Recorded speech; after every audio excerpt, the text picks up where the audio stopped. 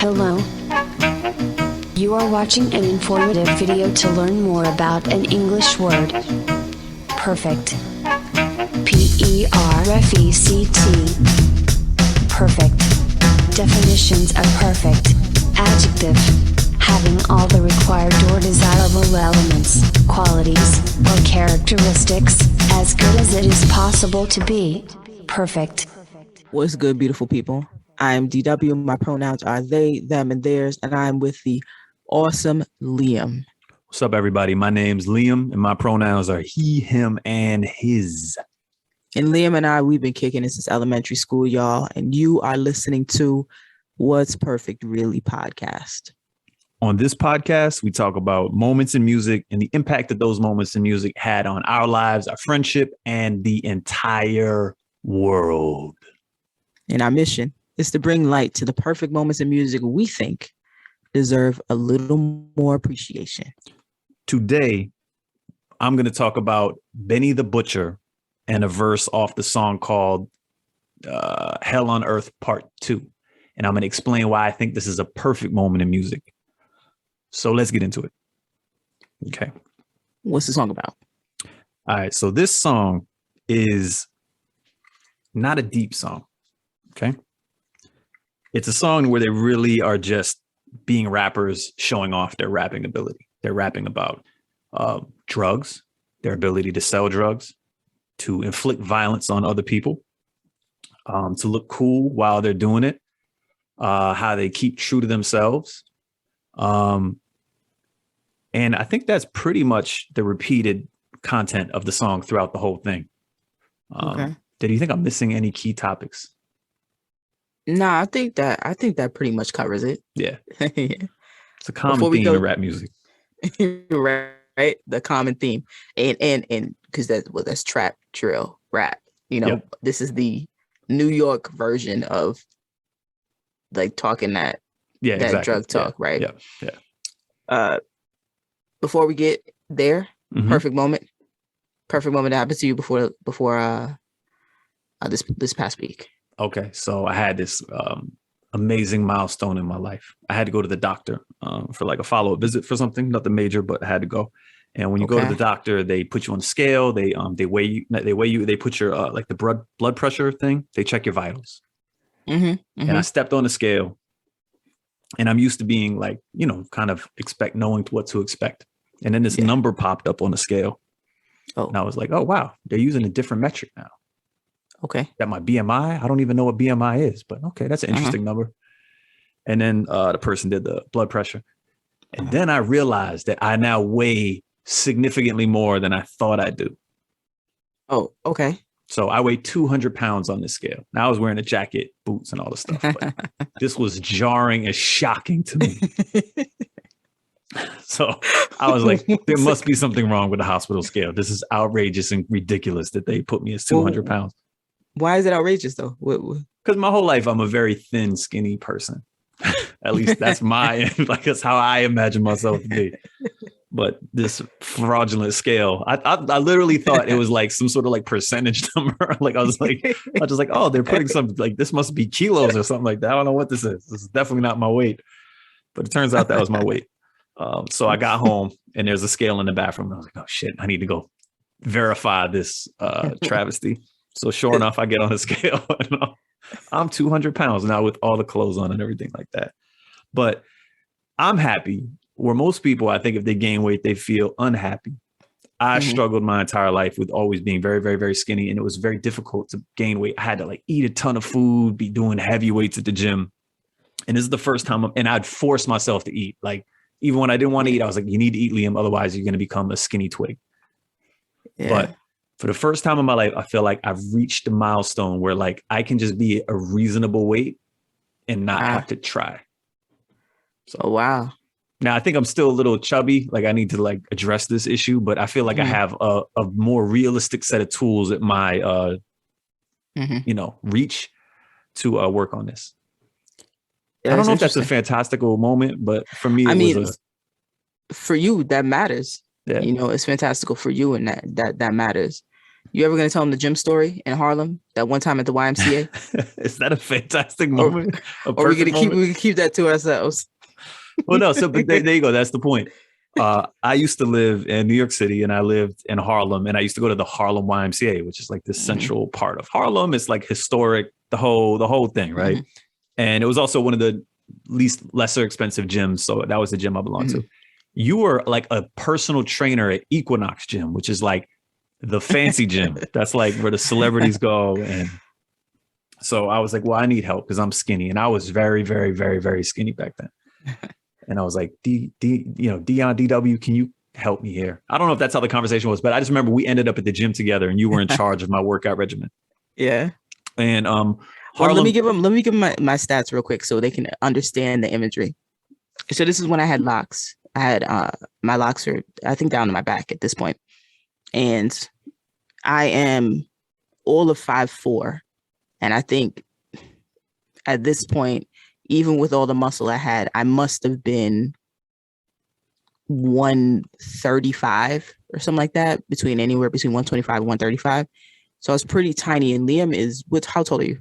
I'm 6'2", and I'm actually 6'2". So I heard that sometimes guys lie about their height. And so people sometimes are surprised at how tall I am, but I think it's because other men lie about their height. And then people get used to this fictional 6'2", so that when they actually see somebody 6'2", they look taller. Right. So I'm maybe when I'm up to your chest, maybe. There's definitely a height difference. Yeah. I'm up to your chest, but I definitely, at this point in my life, I'm fresh off my basketball career. So I'm still in pretty good shape and in personal training. Mm-hmm. So I'm lifting maybe 4 or 5 times a week. So let's continue into this YMCA. So I am not a physical specimen at this point. And I invite you to the gym to help me because I don't even know how to, like, weights are scary at that point. I'm like, geez, I don't know what to do. Blah, blah, blah. So you come over there to help me. And Harlem is obviously going through this massive change in the population and gentrification. But at this point, the Harlem YMCA was still a very like black gym, for lack of a better way of describing it. And you go into the weight room and it's this very like old school gym vibe. And there's like really buff diesel black dudes everywhere. There's no skinny guy, like just me. Hold on. I'm laughing because I'm super hardcore because I come from an athletic background. Mm-hmm. So the way we talk to each other in the weight room is like, yo, get that shit. Let's go. Let's go. That's how we talk to each other in the weight room. All right. Continue. And I was not from that culture. So I came from no gym culture. And so we get there and it's time for me to, like, bench press, really put some muscle on. And we find out that the appropriate weight for me is the bar with the 2 smallest weights that you can find in the gym. They look like little training wheels on there. So this is the appropriate weight for me. So it goes, I put it up. You're like standing above me, like being a trainer. I'm spotting Liam. For those who know gym terminology, the bar is 45 pounds by itself. Yeah. You have 2.5 pound weights on each side. Yeah. That's going to give you 50 pounds total. Yep. So the bar comes down on my chest. It like stays there. And I think I turn like purple and all the veins pop out of my head and the weight is just not going up. And like, you're in trainer mode and you're like, get it up. You're like, it's all like motivational speech, like, ah. And like, I'm absorbing you, but I'm also like hyper aware of all these like super strong, big black dudes that are all at this point stopping their workout to like turn at us and look and be like, yo, what the fuck is going on over there? Like, how are those two in a group? And why are they picking it? And I'm picking it up with like, my hands real fast. Like, let me get this up. But yo, more power to you for that moment. Cause I didn't realize what that moment was. Yeah, you didn't understand the shame. The trauma that I went through in this moment. When you explain it to me and I reflect back, I'm like, damn, yo, that must have been a horrid experience because your training wheels in the weight room. There's always those moments like that where you're lifting the bar because you're trying to figure out what your status in the weight room is. And I can imagine me just being like, let's go. Yeah. Let's go. And then you struggling and me just taking it with my hands and putting it on the thing.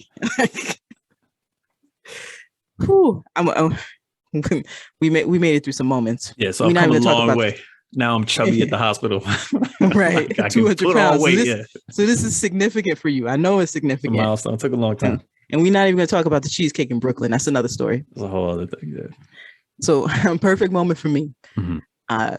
So my spouse and I have been talking about, so we have a 7-month-old, and my spouse and I've been talking about what toys to get the 7-month-old, and they're very, very active just around the house or whatever.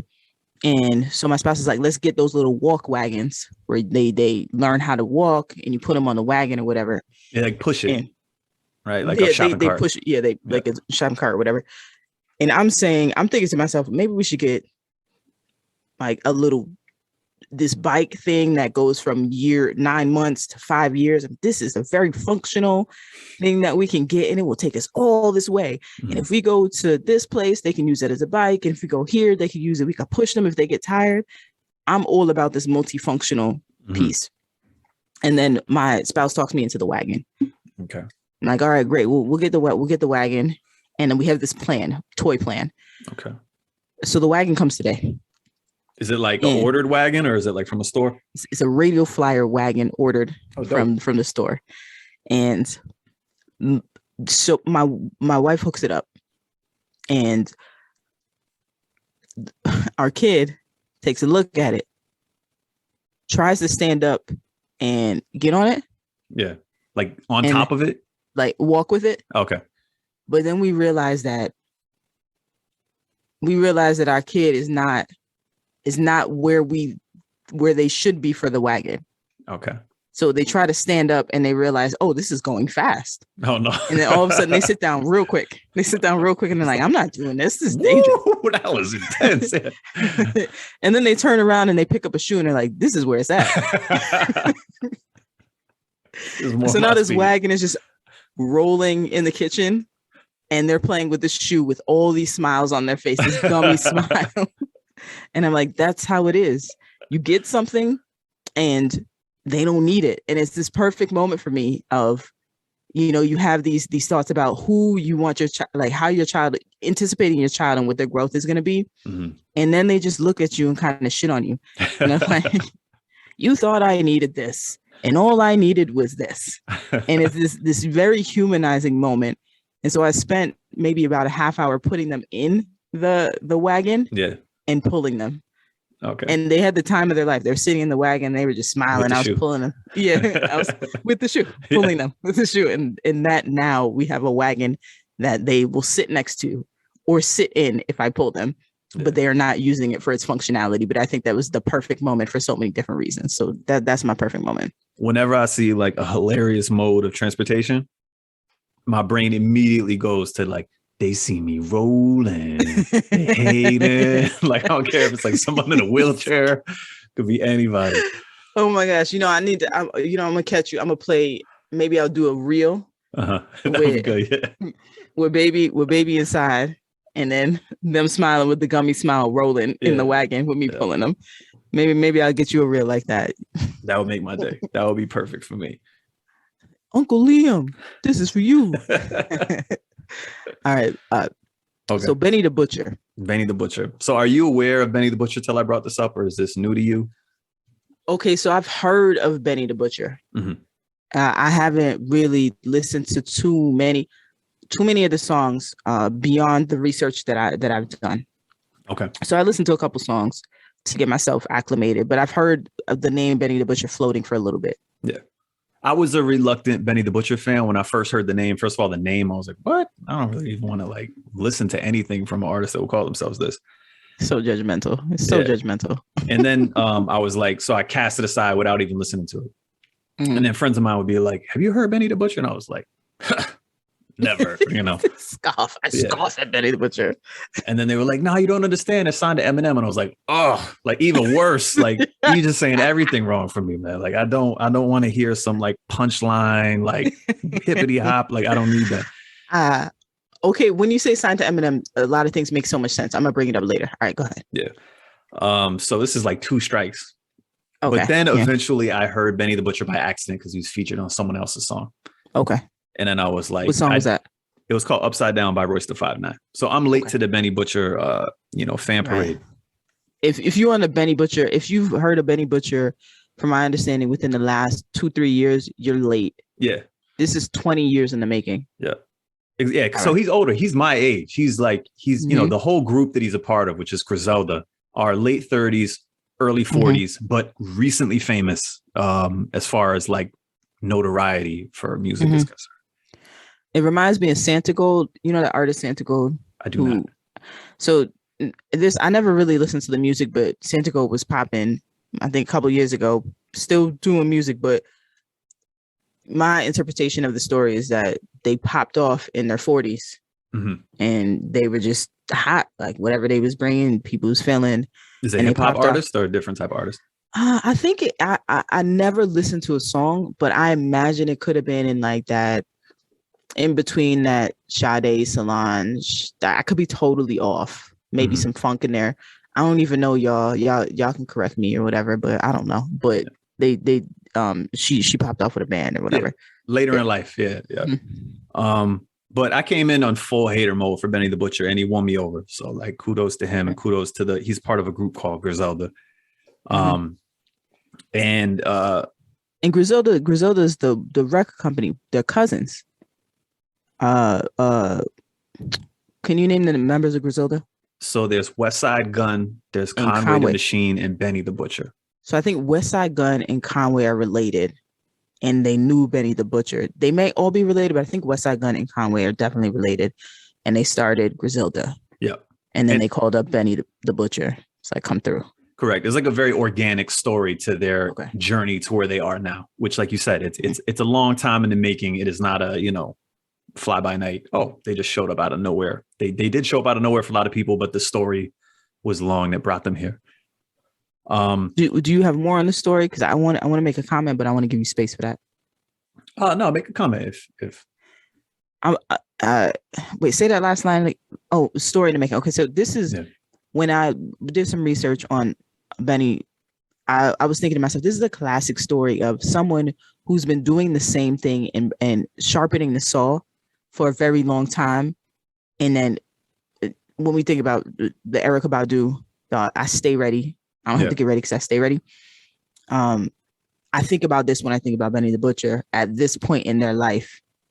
I've been rapping since this age, and now I'm here, and I'm supposed to be here. And I think about the people who say this is easy. You know, this is something, or this person just showed up on the scene. Mm-hmm. Most often people are not. Even back in the day, there's artist development, a steep development. Like New Edition had to learn how to sing. Before they, even though they were New Edition doing talent shows, they had to learn how to sing and take singing lessons. So when they dropped their album off the label, so there's a lot of artist development that goes on.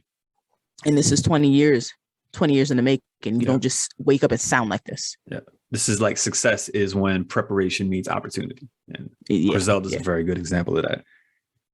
Okay, so I had to overcome my long time resistance and hatred towards the Griselda group. The song we're talking about is a song called Hell on Earth Part 2. And it's actually not Benny the Butcher's song. It's the other artist, West Side Gun. It's his song, and Benny the Butcher is featured on it. I am picking specifically his verse. I'm not going to compare any of the other members of the group to the likings of like Praz. I don't really think there's like again, I'm like, Praz is going to punch me in the face when he sees me. I'm going to get knocked out by Praz. I don't want that. This one day. I'm not, but I'm just saying they're all like very strong contributors to the group. But on this song, I just think Benny the Butcher's verse is perfect. And there's a couple reasons why, but I'm not trying to take away from the other artists' verses. The reason I struggled a little earlier when you like, what is this song about? It's because I think a lot of the songs we talk about when they're like a perfect song have like a clear message or something that we discover afterwards. This is not one of those songs. This is just like a rapper's rapping song. And when I say that, like, this is all the way deep into the field of rapping. So I'm going to like try to describe the song as best I can. There's a movie called Indiana Jones Part 2, The Temple of Doom. Have you seen that movie? Yes. Okay. Do you remember there's a part in this movie where the group, including Indiana Jones, they kind of show up to this like weird palace in the middle of nowhere. And it's like super wealthy, but it's like a total culture shock for them. And then they're invited to this fancy dinner, and they show up to the table, and there's all these like different people at the table. And there's like, they're putting on the best meal possible for these new guests, which are the Westerners in this movie.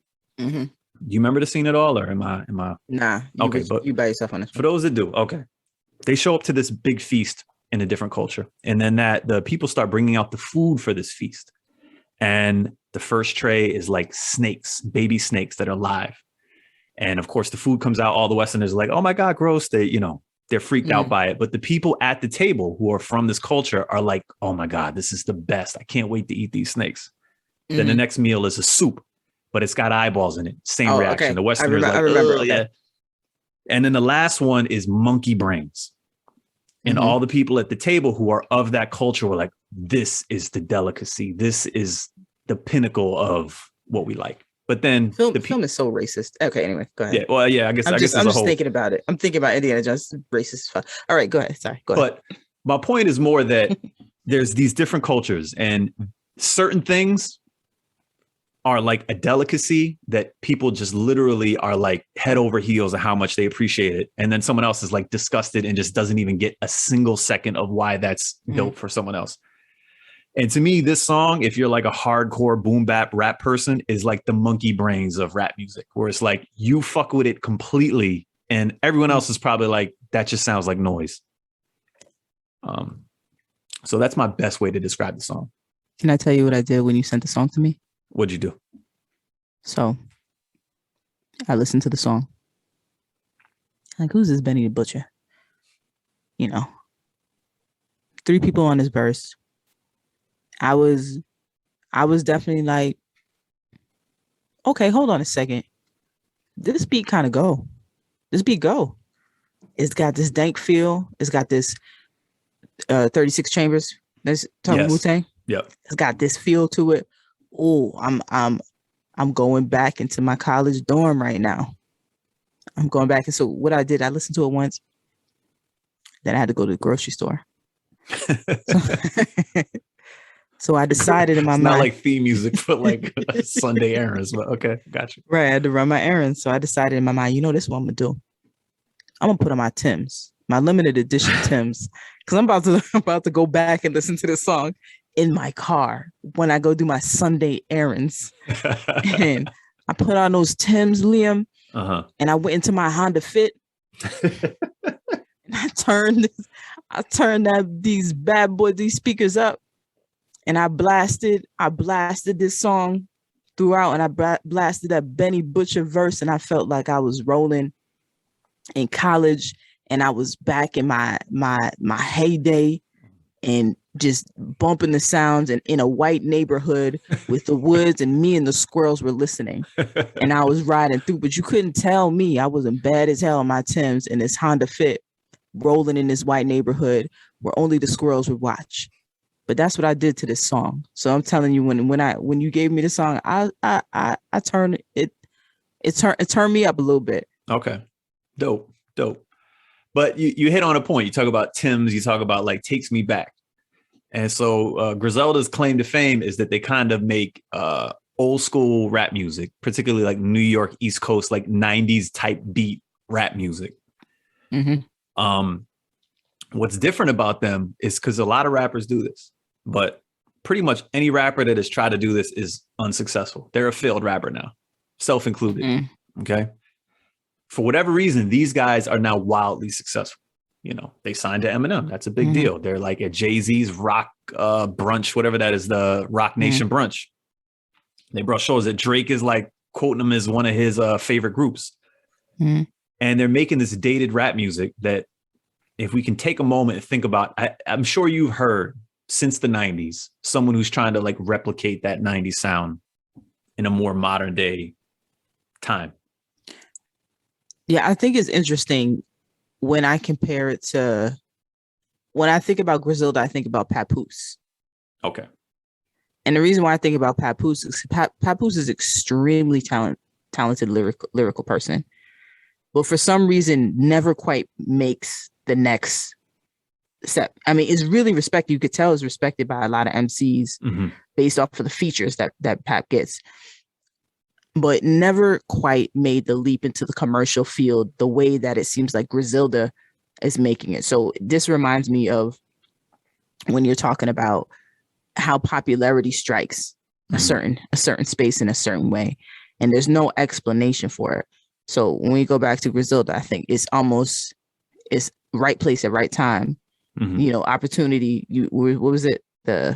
Preparation and opportunity meet, success follows. Right. So here we are with Griselda. Yeah. So, and I just think it's interesting that they're not the first to try this. Although I think one of the keys to success is I don't think they're trying. I think this is like they just are doing what they actually like. Whereas I think a lot of other artists are trying to recreate something. It's like this is my throwback track, guys. Listen to the old drum. Okay, good. Now I can like do these rap bars from the 90s. And it sounds forced. It doesn't sound organic. And honestly, the older I've gotten, even though I love and appreciate the music from that time, it's very cringy when you hear people try to like remake it. Even established artists, even when like, my opinion, when Nas tries to like go back and like do the old Primo beat now, it's lost it. It's like that has passed, right? And I still like some new Nas songs, but the songs from that moment, it's kind of like you only appreciate what you had until it's gone. And I felt like that era of music is a lot that way. But lo and behold, here comes Griselda, and they make this whole like movement based off of this kind of older sounding rap. But why are they successful, right? I had to think about that a little bit. And I think I'll go into this verse a little bit is why I think it had some elements that make it successful. But I think what these artists did different, and Benny the Butcher is kind of like, in my opinion, the front member of the group. I don't know if they agree with that statement. Instead of treating this music as like, oh, I'm going to make an old school track, I think they recognize like the high art of it. And they lean totally into like the high art of this style of rap music. And not every type of rap music to me is that. Like, remember the lean with it, rock with it music, which was popular, like the Atlanta like snap music. Yeah. What do you mean the high art? What do you mean? So if I'll use the contrast with the lean with it, rock with it, snap. That had a great moment. I'm sure everybody danced to those songs, but in my opinion, there wasn't like a high art level to it. Whereas this music does, with the fashion that this guy. So there's the three rappers. There's Benny the Butcher, Westside Gunn, and Conway the Machine. I think Benny the Butcher is the best rapper out of the group, although I think they're all pretty decent. But then there's a guy named Westside Gunn who I actually think is the weakest rapper in the group. But I think he's kind of like this spiritual, artistic guide, and he is able to like totally like mainline the artistic value of that 90s rap. And because he's so pure in how he wants it to be the art of it and not the sound of it per se, I think they tap into exactly what it needed to become relevant today, even though they're making quote unquote old music. The timelessness. Yeah. Even though it sounds dated, they're able to make it sound fresh and I wouldn't say new, but relevant. They make it sound relevant. And a lot of other people, when they try to make this music, it doesn't sound relevant. It sounds like they're calling back to an older time. No, I feel you. And God bless them. These guys are 30 and 40, late 30s, early 40s. And for rappers, that's a death sentence. You are not going to be a rapper if you're in your late 30s or early 40s. Yeah, we talked about what Andre 3000 about the hip hop part not being hip anymore. Yep. And that I think also too, that is you're emceeing, you can age like a fine wine if you still practice in your craft. When you listen to someone like Jay-Z, there is, as long as you're still working on your craft, there's still a skill set that's there that you can awaken. It's like you poke the bear and it comes up. I think that our culture puts a line on it. Like, that's dated. And who buys records, who buys records and what they buy records for, and what kind of artist you might become because of, this target market buys the record, so let me rap like this, or let me present like this. So I think that can begin to happen with older artists, and in the also I would say almost like a curse of, how do I get that sound that I was rather than the sound that I am? Yeah, the evolution as you get older. I think people do their best to reach back to what they knew rather than to evolve to what they are. Yeah. And you can hear that in the music. And that for me is what makes it sound dated. Yeah. Yeah, and I think so with this group and like what makes them successful, like you can kind of stick with like the after school special part of it, which is like stick to what you believe in, never deviate from who you are, always be true to yourself. But a lot of rappers have tried that and they have failed. So first, I think these guys make great music. They really have an ear for what it's supposed to be. Mm-hmm. But I think they're also, some of it's luck, where 15 years ago, in order to be successful, you had to be on a radio. And there's gatekeepers at the radio, and they're deciding yay or nay on whatever it is. And it's a select few that it has to pass through to get approval. And that was the heyday of rap music. You had to follow whatever the trend is. And how many old rappers did you hear try to make like the new trendy song, and it would just be trash, and it'd be like, oh my goodness. Or that inside thing they call payola. Oh yeah, exactly. The payola, you have to pay to play. Put the money in. And I bet if Griselda was around back then, these guys are 40 years old, you know, they were making rap music this whole time. But I'm sure back then, you know, anybody making this sounding type of music would get blocked by the gatekeeper. Be like, nah. It needs to sound like Lean With It, Rock With It, or some sort of trending rap music. But with the death of radio and the kind of, now everyone listens to the streaming music. So you listen to your own playlist. You don't actually, it's not a passive experience where you just hear whatever's on the radio. You have to seek out what you want to hear. And I think these guys were right in the right vacuum at the right time, along with the technology shifting away from gatekeepers deciding what you hear and you dictating what you hear yourself. And these guys were like the perfect moment to, what did you say earlier? The right place, the right time, and bam, you have this very successful rap group named Griselda. But again, speaking more to the song, I think the song has a bunch of dope things going for it. The beat, usually I gravitate to the beat always when I listen to something. And this song, literally, this beat is as like 90s-ish as it gets. The drums are these echoey sample drums. The music part is just this repetitive kind of like quick sample stabs. And these guys do a great job rapping over it, of course. We'll get into some of their rapping in a second. But upon investigating the song more, I learned that it was produced by a producer named Sovereign. And okay, all right, in my mind, I'm like, this is just some old head who's making beats. And it turns out this is a 24-year-old girl. And I don't know if she's white or mixed. Woman. There you go, woman. Excuse me. My apologies, Sovereign. And to me, it's so dope because this person is born after this music was having its moment. And now they're making music for 40-year-old rappers who are from that generation. And I'm now making the best version of it.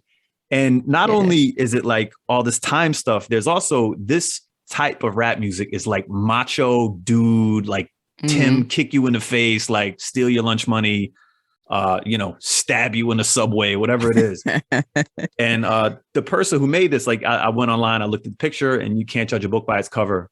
And this is a perfect example where this grimy, like hardcore macho beat is from, someone that you would never expect by looking at the person would make it. So if you follow us on Instagram, you know that we follow 3 people. Oh, do we? We do. We do. One is Liza Koshy. Shout out. You ever heard of Liza Koshy? No. This is a comedian, super funny. And then there's this other comedian. I forgot their name. Super funny guy. Super funny. I think French, maybe from the continent, but I think maybe, I don't know. Super funny person. And then the third person is Sovereign. Oh, dope. Okay, cool. I went and did a dive, and I was, oh, look at that beat right there. Oh, we following you. There's 3 people in total we follow on Instagram. Okay. Sovereign is one of them. It's an exclusive club. Dope. But I just think we comment on this sometime. Like, we're both older, and we're both creative, so we experience what it was like to be young and creative and kind of all the stuff there. And as you get older, some of you kind of settles into some of like the old crotchety, like, oh, those kids don't know any music. What is this now? Back in my day, we used to play this type of music. And, I guess that happens with age and everything. But I also experience all these really genuinely beautiful moments where you hear someone really young doing something creative that you're like, that shit is fucking dope. Yeah. And that's one of those moments where it was really cool to see somebody that I would never expect to make this type of music. Not only make it, but like make it correct, which isn't easy. It's easy just to fall into like old cliches of like, oh, here's a record scratch. But do you know where Sovereign is from? St. Louis, Missouri. Okay. Yeah, I went listen. I nerded out. I went way deep. Yeah, no, I wanted to figure out how they met. How, if they're Buffalo, how that happened. But so I was curious. I think, I could totally be wrong, but I think this is like the internet just bringing people together. Okay. My understanding is you have like West Side Gun and Griselda and Benny the Butcher kind of like really emphasizing this type of rap music and championing it as a way to be successful. And then you have this producer named Sovereign who's kind of operating separately over there. But this is just like, kindred spirits finding each other and like, hey, we both like the same sound. Yeah, there's some really tight really tight production value in some areas that I am absolutely floored by, especially when we go into the entrance of Benny Butcher's verse. I'm gonna let you get into it first, and then I'll talk a little bit about. Yeah. So I guess I would say let's go with Benny the Butcher and why is this perfect for me? So I can go like bar for bar, but I'll just point out some of the ones I think that are really dope. But I think Benny the Butcher has this. This is like, to me, the top level rappers are the ones that are capable of doing this. We get kind of caught up when we think about rap music and like punchlines and like all these like tricky ways of doing stuff. But Benny the Butcher is not really one of those rappers. He has punchlines and all this stuff. But what impresses me so much about Benny the Butcher, and I think some of it is an older person has this ability to do that maybe a younger person wouldn't, even though rap is a young person's game. But he's rhyming very simple phrases and words. It's not always necessarily this crazy vocabulary or this very intricate, tightly woven rhyme structure. But he'll rhyme one word that seems pretty simple, and all the words that rhyme with that word. So you kind of know what's coming. But the path he takes to get to whatever word he shows up at is very unexpected to me and always impresses me and really kind of shines a light on a very like unique mind and perspective. Like, I know where you're going, but how you get there is what the most interesting part of it. Yeah, I agree 100%. When I'm looking at the lyrics and going in on it, there's certain things that I'm thinking about. One thing that came up when you said signed to Shady Records, it made sense. I was listening to an interview with Benny, and he was saying that he really loves rhymes with multiple syllables in it. And so when I thought about, that's definitely Eminem, a multiple syllable type of person to be signed to Shady Records. Yeah. That makes a lot of sense because you probably respect that kind of rap. Yeah. And then I look at Benny the Butcher's rhymes, and I do see the format is, like you said, super straightforward. But there's also the path that is taken, and there's some internal rhymes that come Absolutely. There where where at the end of it it's I'm not gonna get La Costa Nostra. I took the oath from La Costa Nostra. I took the oath from La Costa Nostra. Did it my way. I got my most of these culture vultures. The vultures and the Nostras. There's the internal rhyme that's there, and so, but it's also the links, the way that line, those two bars right there for me are very clever. The references that come out just in those two bars and how Benny thinks, but just playing on the multi-syllable piece and seeing how Benny pays attention to that when they can within this verse. So I was noting that for myself. No, but so you hit on a point. So like, I think there are some rappers and people who view rap as like, how do I impress the listener? And they're like, oh, I'm going to rhyme this word and this word together, and that's going to impress people. And then how I get to those two different spots doesn't matter. As long as I hit those two rhymes, that's what impresses people. I feel like Benny the Butcher views it the opposite way. I'm speaking for him, which isn't the right thing to do. But as a listener, this is what I appreciate. It's like, he's like, okay, I'm going to rhyme this and that, but I'm going to really cleverly, but not overdo it, connect these two things in a way that like kind of surprises you and you wouldn't know that I would get there this way. Yes. And I just think that's what's dope. And that brings up the part of, I love how you said, sometimes when I go to YouTube University and I go on and I listen to people rhyming and putting together rhyme schemes, the simplest way that, someone would teach you to rhyme is, all right, take this word, I don't know, give me a word. Galaxy. Galaxy. Of course, you gave me multi-syllabic, multiple syllables. Galaxy. So galaxy, maybe you say fallacy. Yeah. Those two could get there. So they'll say, okay, galaxy, then go fallacy. Now connect the dots between those words. Mm-hmm. So, I did. I was.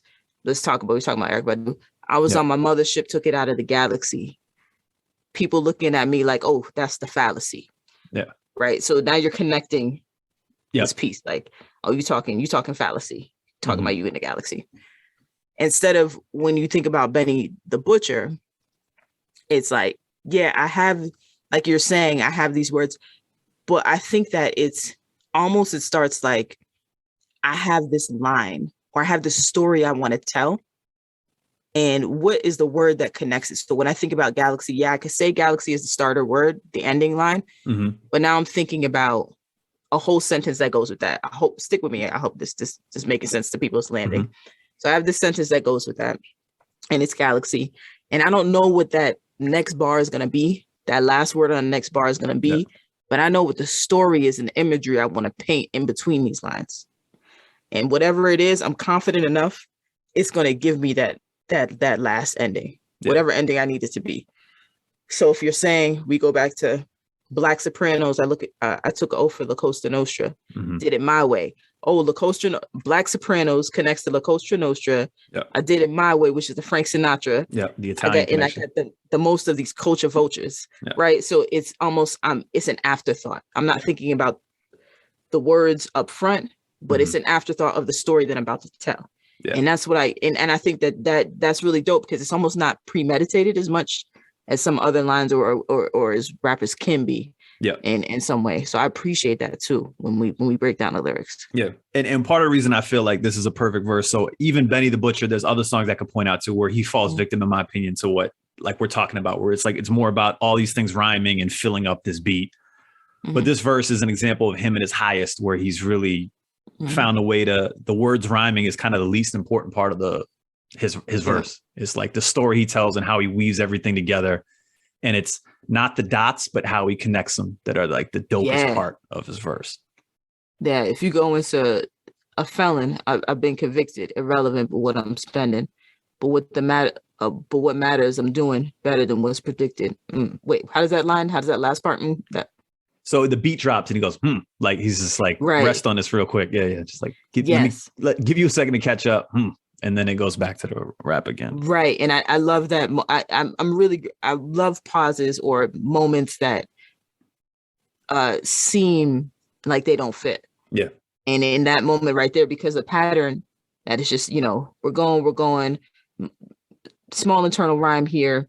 Then we have consult ya, woke ya, open ocean, and then I'm spending, and then and that to me, it gets you where I know this is, if I'm spending, ending, sending, mending, blending, all these different things, it's a thing. Yeah. And that to me is when you are telling story, when someone is thinking about a story and they have personality, those are the moments where the personality comes out and it really distinguishes a person, differentiates a person from another MC. Exactly. You feel like you're hanging out with Benny the Butcher. Part of the experience is like, I feel like I'm chilling with him right now. Where on the opposite hand, Eminem, I don't feel like I'm hanging out with Eminem. I feel like Eminem is like, every part needs to be perfect. I'm going to record it 50,000 times till I don't say, Yeah.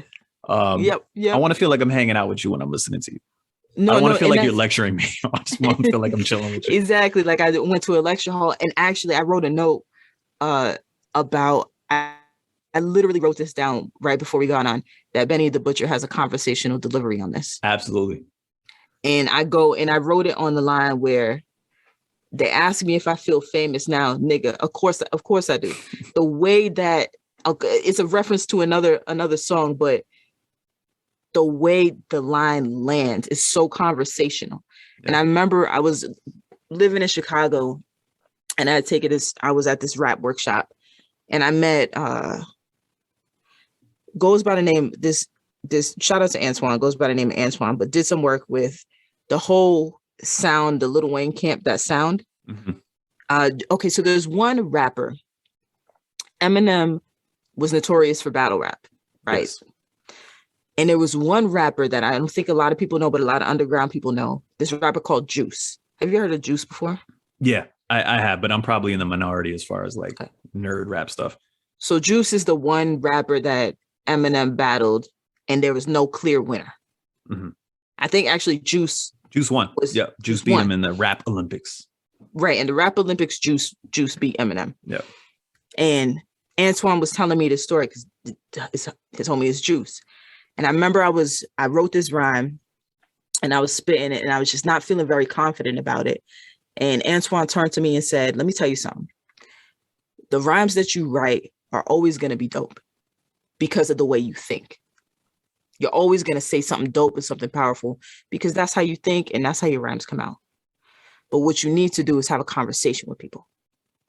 And once you have a conversation with people, there's no limit to where you can go as somebody who's rhyming." And when I look at Benny Butcher and I just see the trajectory, because I went back to 2005 records and stuff like that, the level of conversation that Benny the Butcher has, it's inviting. Mm-hmm. And when I think about that one line, they ask me if I feel famous now, nigga, of course I do. You know, like you change it in that little way, just like you say, when we're talking about someone like Eminem, it's almost like you're taking me through a lecture and I don't want to hear that shit. Yeah. You know? This is exhausting, Eminem. I'm tired of this needing to listen to every part of your rap. I just want to like chill out for a second. Right. Which is why I was nervous when I was like, oh, they signed to Eminem. Uh-oh. Okay, so also a note about this verse. Yeah. When I was thinking about it, I said, when you were talking about verses when people's voice cuts through the beat so nicely, what was it, D-Thing?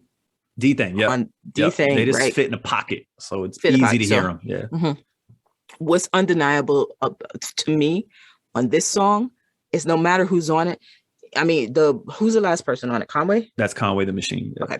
Conway, I appreciate Conway's verse to a certain extent as well. Mm-hmm. I could tell that Conway has wordplay. Yep. Benny the Butcher's voice cuts through this beat perfectly. And what I think about that, because then I started to think about who are rappers that have annoying voices to me. And I started thinking about all the annoying voiced rappers. You know, but it's not, but over time you get over it with their lyrics and stuff. Jay-Z has an annoying voice. Right? If I'm being honest, Jay-Z has an annoying voice. Eminem has an annoying voice. I don't want to hear that. Yeah. You know, and people, you know, come for me. You can come for me all you want. I don't care. Right. I would even say, for me, I have an annoying voice. Okay. All right. So you're an expert. Okay. Joe Budden has an annoying voice. But when I listen to Benny the Butcher, the voice it's not that. Mm-hmm. So even if Benny doesn't have to be as brilliant in certain ways that other people do, Jay-Z and Eminem have to be brilliant. They have to. Because I'm not listening to it otherwise. They have to overcome you have to overcome the nasally kind of whatever. You have to overcome that. That's like Dr. Dre. Dr. Dre has a voice that cuts beats, you know, but it's not really the person who's writing the verses all the time. Yeah, exactly. Yeah, but has a voice that just cuts through everything. And that Benny Butcher does that for me on this song as well. So I can agree with you. When I listen to the song and I put those Timbs on and that Honda Fit, you feel it. Benny Butcher has me convinced that I'm over the stove with a Pyrex, like. No, but I think another thing too that part of the reason this group is successful is as we consume music in more niche ways, niche artists are rewarded, and a lot of East Coast New York rap for a long period of time, it was like that wasn't going to make you successful. It was almost like a handicap if you were an East Coast rapper. And you hear a lot of East Coast rappers trying to sound like other rappers. So on the East Coast, we talk fast. We talk faster than they do in California. We definitely talk faster than they do in down south. And Benny the Butcher, he raps fast, not like annoying fast like Eminem or one of these, like, again, not in a way as like he's trying to impress you. he's naturally a fast speaker. And when you hear him get interviewed, it's crazy how much his talking patterns sound like his rapping patterns. It's like, it's almost interchangeable. It's almost like, yo, man, you can calm down. It's like, you don't need to like talk that fast. But I think that's just the way he speaks. Again, he's from Buffalo, New York. But that's also an appreciation that I have, because when I started watching interviews and started seeing the cadence, and the way that just Benny speaks on a regular, it's like you're that intense regularly. Yeah, exactly. Right. So you're that intense and passionate regularly when you speak, that it makes sense in your rhymes. So I could appreciate your rhymes a little bit more, because there's an honesty. This is when we talk about the golden era of hip hop, where what you say in your rhyme is true. Mm-hmm. This is Benny Butcher and this crew, Griselda, reminds me of that thing of, yes, we're spitting the truth in these rhymes. Yeah. When you hear him get interviewed, he's kind of like speaks fast and kind of like unrelentingly, you know. But then when he finishes the point, he just stops. Like, it's like, boop, it's done. And then there's like this awkward moment where the interviewer is like, is he done? Like, you know, do I ask him a question? There's always just like, there's like a brief awkward silence. But shout out to Benny the Butcher. And so that's the other comment here. I think that we'll talk a little bit more about the verse, but these guys stuck to what they loved. They stuck to what made them feel good, and they didn't chase a trend. And, you know, it's kind of this is the after school special part of the story, where they really were rewarded for sticking to their truth. And I think it's really dope. And, you know, it's just, I can't tell you the amount of times in my former life when I would work with a lot of rappers, how many conversations were had about how do I sound like whatever the trend is. And just reflecting back, and like, that was actually the worst strategy possible. And the best strategy is exactly what these guys do. Stick to what you're really good at. I think they also say that in the verse. Yes. Corporate moves, my office and my business resources grew. Took the long road you niggas looking for shortcuts through. Exactly. And I was like, oh, this must feel real satisfying. This is a gratifying experience to get those bars right there. Yeah. And the way that they land, you know how somebody scrunches up their face? Griselda scrunches up their face when they rhyme. Yeah. That's how you know they're from that era. Ooh, freeway rhymes. Philly. Yeah. But you're right. In that brief bar that you talked about, instead of I took the long road, that you guys chose to take a shortcut, and it's like, now I'm successful and you're not. In that brief moment, he literally summed up, in my opinion, every 40-year-old's rapper history of the past 20 years in like 2.5 seconds. And it's this whole idea of like, there was this whole generation of rappers chasing trends and trying to get on the radio. And then meanwhile, and abandoning what their real passion was and whatever they really felt good about. And then meanwhile, these guys who just plodded along in the middle of nowhere. Buffalo is not near anything. I've been to Buffalo once. It's like, it may as well be a desert, in my opinion. That's like trying to get recruited for basketball in the middle of Amherst, Massachusetts. Okay. Yeah. I'm going back in my life right now. Nobody's coming, DW. Nobody's coming. No scouts are coming this direction. Yeah. You can play amazing on the horseshoe. You can do everything, but no scouts coming. And these guys ended up being successful following all those rules. Now, again, I think there was a bit of luck in how technology changed and how people consume music. But, you know, the feel good story of this is that really is the best advice for anybody, is stick to what you actually love and what you're good at, especially in a hyper competitive field like music or entertainment, because you trying to chase a trend, you're just going to be like a million other people. You may as well do what you do best to try to get yourself where you want to go. Okay. I'm looking at this line and I'm like, oh, when we talk about the conversational, you know, the thing when I look into the Benny Butcher, I'm looking at the interviews and stuff like that. And there's certain things that the Bennies, I really appreciate this about rhymes. I love rhyming about drugs. That's my heart. You know, is that what he said? Yeah. I love telling stories of, I could see it, the imagery, having, I'm saying vivid imagery. Benny was saying imagery, painting pictures for people. Is really a part of what Benny likes to do.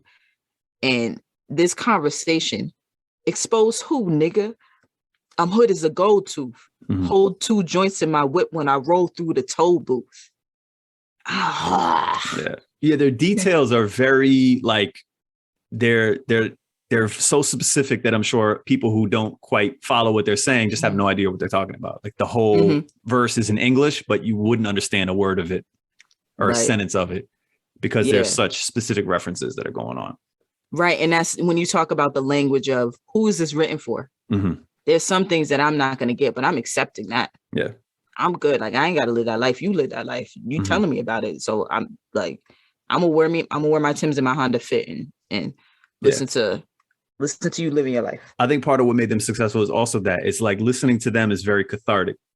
And there's this very fine line when something's genuinely cathartic versus when something's kind of like trying to be it. And it's that when I listen to these guys, I can't relate to like selling drugs or shooting people or going to jail, but it still feels very good and cathartic to like exercise this kind of like total commitment to whatever this lifestyle is. And this kind of like era of like macho culture and all this stuff. And it feels good to hear it. Not watered down, not kind of told to you secondhand, but kind of told to you like directly in your face. Remember when we were talking about drill and I said, I would love to hear, who was the D thing and who was the other person? K-Flock. K-Flock. I would love to hear them in their 40s. I would love to see where the road that they take in wanting them to be able to live a full life and being able to experience that. With Griselda, I get to experience this 20-year trajectory. And I think that's what makes, for me as a person who loves the culture of hip hop in certain ways, a lot about the culture, to see people in their growth through records. And even if it's something that I wouldn't have taken that direction, but for you, I can see the growth. That when I imagine someone in drill, I imagine them, this is growth for them being in this place. Maybe they would sound like this. Maybe they'd be more clarity in their voice. Their points would be more on the nose. Their stories and their vivid storytelling would be more of, I did this, you know, and you could talk about that, but maybe you're starting to approach something a little different or approach the topic a little different. And so when I think about it, I think, man, having that experience, being able to experience life and get to this point. When I look at Benny the Butcher, of somebody who's been in that life, had to do these certain things, and is now is rapping and moving out of that world, but still has these experiences. Yeah. And I think part of what makes this so dope is you have this whole generation of people who grew up listening to this 90s era rap music. And I think a lot of people have this remorseful moment of like, I didn't appreciate how dope it was in the moment. And then it left and really people haven't been able to capture it. And I think a lot of people may have felt like that era it hasn't been appreciated in the way that it should have been as this high level art form. Like sometimes it seems to be like, oh, it's just a different generation of rap music, where I think there's a whole generation of fans of rap music who for them, that is like high art, the same way, you know, people dress up in suits and go to classical concerts. This type of rap music holds that same level of high art form that other classical music does. And that's why when this group came along, you have all these people who are like my age and older who are like, finally, someone fucking gets it. They're not just trying to like make an homage to it. Like they fucking get it. And they absolutely get exactly what it is about it that I like. And I've been missing for fucking 25 years or whatever it is. And to me, that's what Griselda did. And Benny the Butcher was able to do. It's like, I'm not going to do like a secondhand version of this thing. I'm going to give you like the absolute pure art form version of it. I'm not going to like explain it to anybody. I'm going to give it directly to the, you know, satisfy this need. So I want to ask you, what did the YouTube, what people have to say about this? Because I went and I was curious, but I was like, I'm gonna let Liam have this. Yeah, so you get a lot of annoying ones like, yeah, this is the real hip hop. Like anytime I read that, I'm like, I want to jump off the roof. Like I do not like people who like do that. It sounds so corny to me. It's like, this is when it really mattered. Like as much as I just said that whole point about there's this generation that really wanted this to get appreciated. Like when you hear people like commenting about it, like on YouTube, it sucks. But there was this one person that just had this quote, this comment. It just said, Jesus Christ, those drums sound like they're 30 years old and it's perfect. And that's what I fucking mean. It's like, they just wanted this appreciation for the art of it and to give it to me pure and not like with a trap hi-hat. Like just give me the real fucking authentic thing. Yeah. And that's what I think that comment captured. I was looking through the comments too, and I saw that comment, and I was thinking to myself, that's the essence right there. Yeah.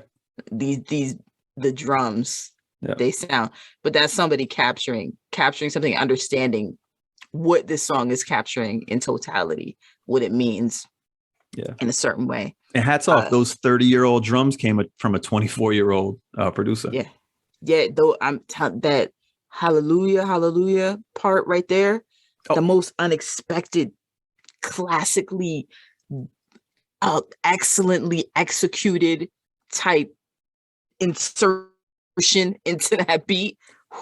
So I forgot to talk about this. So the beat breaks away for a second for this like, choir kind of church moment.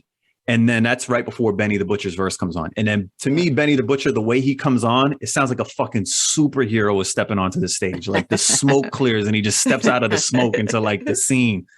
It was really, really well done and dope. Yeah, it's a very dope opening. And I think the way you described it, when you think about the imagery of somebody about to come on, man, they paved the way. It was almost, when I listen to the song, it's almost like y'all really wanted Benny to have the moment in this song. I don't know if you knew that, but that's what it sounds like. You really want Benny to have this moment because you gave that break right in that moment. You let Benny take that. So there's a couple different thoughts. Okay. I was listening to this song. I'm like, Benny Butcher's on here. This voice is cutting through on this beat. It sounds dope. So if you could listen to the song again, would you choose Ghostface or Jada as the feature with just Benny? So it's more of the ilk of Ghostface, right? Because this is heavily influenced from that like 90s hip hop beats. And actually, West Side Gun, the guy who leads off the song, it, in all respect to him, because I really appreciate what he does, and I think he comes from like I think in my mind he's the mind of the art sound behind Griselda, but he sounds a lot like Ghostface. He kind of not that he bites that style, but he emulates that a lot. But I would still have to say Jadakiss, just because I like I've heard Ghostface on this type of beat before. I've already heard that. That's Wu-Tang. Where I haven't heard enough of is Jadakiss on this type of exact beat, this super duper duper grimy beat. Yeah, I was curious what you would think about that because Ghostface does have, that Ghostface's voice is gonna go hard on this beat. Perfect, yeah. And Benny has a really great voice on this beat, but Jada, I'm not sure about, but Jada also has just many bars that would be able to coincide with whatever vibe is happening on this. The way that Benny's verse touches on it. So I thought maybe that'd be a great question to throw out there. Food for thought. Would your teenage backpack self mess with Benny the Butcher? Oh yeah, totally. Yeah. No, I would have been like, oh my God, why? He's the best. So I was a Mobb Deep like enthusiast. And like the drums literally sound like they were taken off the Infamous album. I checked the Infamous album and it's not that she puts a lot of reverb on them, but this definitely sampled in the same way. But this would have been like my crack for 17 and 18 and 16-year-old Liam. Okay. Like mainline. I imagine you being like, Benny the Butcher. Yeah. I would have been fuck Jada. Yeah. I would have been telling everybody. It would have been sickening to how much I would have talked about it back then. Did you listen to Griselda today? Yeah, exactly. Did you get your dose of Griselda? So I found out that Benny and I have something in common. What is that? Well, we had something in common. I don't do it anymore, but close enough. Benny's favorite studio snack is Sour Patch Rainbow, the rainbow string ones. Okay. Not the Sour Patch. You know which one I'm talking about? Like it's the Airhead Sour Patch joints. I know do they have like a rainbow strip? Is it like the taffy or is it like the sugar is on top of it? The sugar's on top of it, the Sour Patch one, and it has the rainbow colors, and they have the bites, and they just have the straight strips. Right. So Benny likes the Sour Patch strips. Okay, word. Right. So what we have in common is when I go to the movies. Yeah. When I used to go to the movies and when I used to eat candy like this. Mm-hmm. I would get the Sour Patch Rainbow Bites. That literally was my thing. I'm going to the movies. I'm eating this whole bag to the face, king size. That's how it's gonna go down. So my question for you is: Are you a Sour Patch Rainbow Bites or a Sour Patch Kids person? Sour Patch Kids. I didn't even know Rainbow Bites like existed. I think I've seen this like in the periphery of my like snack vision, but you don't truly know. You never tried them. Yeah, I haven't had them, so I might be wrong. You're out here telling lies, man. You don't know. You don't know. Me and Benny know. You don't know. I'm just picturing you after the movie, like shaking, like I shake after coffee, like freaked out on his like sugar, like oh my god.